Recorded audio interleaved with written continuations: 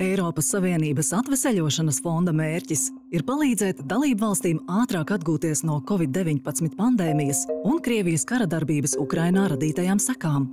Eiropas Savienības līmenī dalībvalstīm atvēlētais finansējums ir 723 miljardi eiro. Atveseļošanas fondam Latvijā ir 6 darbības virzieni – klimats un enerģētika, digitālā transformācija, nevienlīdzības mazināšana, ekonomikas, veselības nozares un tiesiskuma stiprināšana. Tā ir iespēja mūsu uzņēmējiem, pašvaldībām un citām organizācijām iegūt papildu līdzekļus un veikt dažādus uzlabojumus, lai veidotu mūsu valsti zaļāku un digitālāku. Latvijā 6 darbības virzienos tiks īstenotas 25 reformas un 63 investīcijas, kopumā ieguldot 1,97 miljardus eiro. Viens no atveseļošanas fonda virzieniem palīdzēs Latvijai kļūt vēl digitālākai.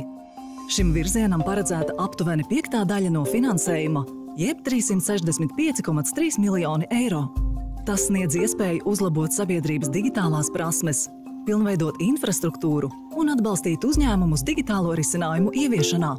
Ieguldījumi digitālajā transformācijā Latvijā padarīs valsts pārvaldes pakalpojumus ātrākus un ērtākus, pārcels dažādus administratīvos un tiesvedības procesus tiešsaistē, paplašinās platjoslas interneta tīklu, padarot mūsu tiešsaistes aktivitātes vēl ātrākas, ļaus Latvijas iedzīvotājiem uzlabot digitālās prasmes un gan lieliem, gan maziem uzņēmumiem palīdzēs veicināt digitalizāciju un radīt inovatīvus digitālos produktus.